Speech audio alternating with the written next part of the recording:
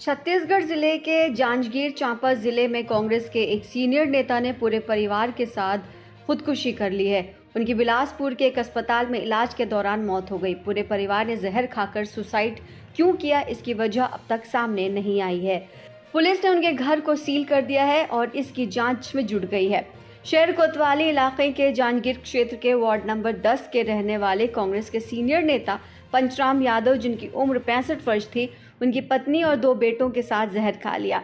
ASP Rajendra Jaiswal ने बताया कि बीते 30 अगस्त को पंचराम यादव ने पत्नी दिनेश नांदनी यादव, जो कि 55 साल की थी, बेटे सूरज यादव, जो कि 27 साल के थे, और दूसरे बेटे 32 साल के थे, सब ने मिल करके जहर खाया, जिसके बाद उन चारों की तबीयत बिगड़ गई। उनकी हालत गंभीर होने पर सभी को बिलासपुर रेफर किया गया। यहाँ सिम्स अस्पताल में इलाज के दौरान नीरज यादव की मौत हुई थी, जिसके बाद पंचराम यादव, दिनेश नंदनी यादव और सूरज यादव को आरबी अस्पताल में भर्ती कराया गया। 31 अगस्त की देर रात तीनों की इलाज के दौरान मौत हो गई। जानकारी के मुताबिक पंचराम यादव ठेकेदारी का काम करते थे और उन्होंने अपने पहले 2 बैंकों से 40 लाख रुपए का लोन लिया था। वो हार्ट के पेशेंट भी थे, जबकि उनकी पत्नी कैंसर की बीमारी से जूझ रही थी। नीरज यादव प्राइवेट नौकरी करते थे, सूरज यादव ठेकेदारी का काम संभालते थे। स्थानीय लोगों के माने तो किसी को पता न चले, इसलिए उन्होंने सामने वाले दरवाजे पर ताला लगा दिया और पीछे के दरवाजे से वापस जाकर वहां का दरवाज़ा भी अंदर से लॉक कर दिया। इसका खुलासा तब हुआ जब पड़ोस में रहने वाली एक लड़की उनके घर गई। 2-3 बार दरवाज़ा खटखटाया, लेकिन किसी ने दरवाज़ा नहीं खोला। उसे कुछ अनहोनी की आशंका हुई और आसपास के लोगों को उसने इस बात की जानकारी दी। तब पड़ोसी घर के अंदर गए तो सभी गंभीर अवस्था में पड़े हुए थे, जिन्हें तुरंत जिला अस्पताल जांजगीर में भर्ती कराया गया था। पुलिस हर एंगल से वजह समझने की कोशिश में जुटी हुई है कि आखिर क्या वजह थी जिसकी वजह से इन चारों को एक साथ खुदकुशी करने की नौबत आ गई। क्योंकि वो कांग्रेस के नेता थे, इस वजह से मामला और भी ज़्यादा संगीन हो गया है और एक तरह से कहा जा सकता है कि कहीं ना कहीं शक की सुई भी घूम रही है कि कहीं ये कोई हत्या तो नहीं है जिसको आत्महत्या का नाम दे दिया गया, जिसकी वजह से किसी को कुछ पता न चल सके। ताज़ा अपडेट्स के लिए बने रहिए समय डिजिटल प्लेटफॉर्म के साथ।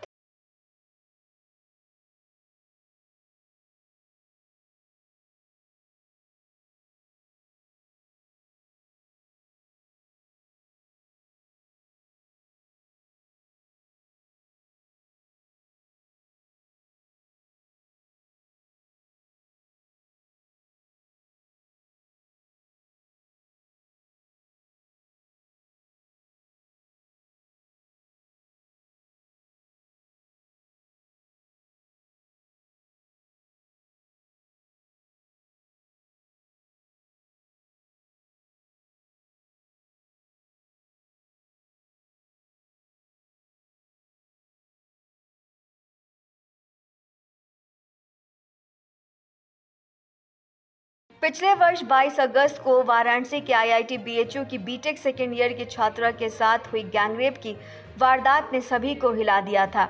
वहीं भारतीय जनता पार्टी के आईटी सेल के 3 सदस्यों का मामला एक बार फिर से तूल पकड़ने लगा है, क्योंकि तीनों आरोपियों में कुणाल पांडे और अभिषेक चौहान उर्फ आनंद को हाईकोर्ट की ओर से जमानत मिल चुकी है और तीसरा आरोपी सक्षम पटेल की जमानत याचिका पर 16 सितंबर को सुनवाई होनी है। जमानत मिलते ही न केवल सोशल मीडिया पर इसकी निंदा हो रही, बल्कि विपक्षी दल भी बीजेपी को घेर रहे हैं। इस बीच ऐसे आरोप भी लगाए जा रहे हैं कि दोनों आरोपियों का जमानत के बाद अच्छी तरह से स्वागत किया गया और जश्न मनाया गया। दोनों की एक फोटो भी सोशल मीडिया पर वायरल हो रही, जिसमें वाराणसी के कैंट विधानसभा के बीजेपी विधायक सौरभ श्रीवास्तव जमानत पाए हुए दोनों आरोपी कुणाल पांडे और अभिषेक चौहान के साथ उनका बर्थडे सेलिब्रेट कर रहे हैं। बीजेपी विधायक अपने हाथ से आरोपी अभिषेक चौहान के चेहरे पर केक भी लगाते हुए दिख रहे हैं। इस मामले में जब उनसे पूछा गया तो उन्होंने बताया कि ये तस्वीर लगभग 5 साल पुरानी है। उन्होंने कहा कि देखा भी जा सकता है कि फोटो कोरोना काल की है, क्योंकि वो मास्क लगाए हुए हैं। बीजेपी विधायक ने कहा कि कार्यकर्ता परिवार का सदस्य होता है। वो एक कार्यक्रम में गए हुए थे, इस दौरान उन्हें केक काटना पड़ा था। उन्होंने बताया कि तीनों आरोपियों से अब उनका किसी तरह का कोई भी संपर्क नहीं है।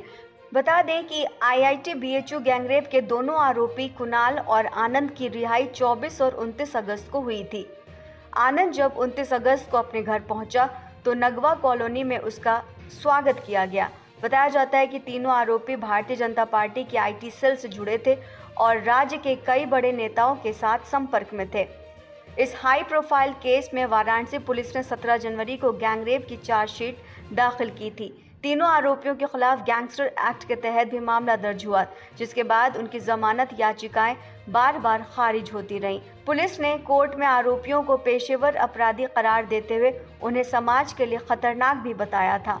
इनके इस तरह के स्वागत पर कांग्रेस और समाजवादी पार्टी दोनों ने ही सोशल मीडिया पर बीजेपी को घेरने की कोशिश की है और योगी आदित्यनाथ पर भी जमकर निशाना साधा है।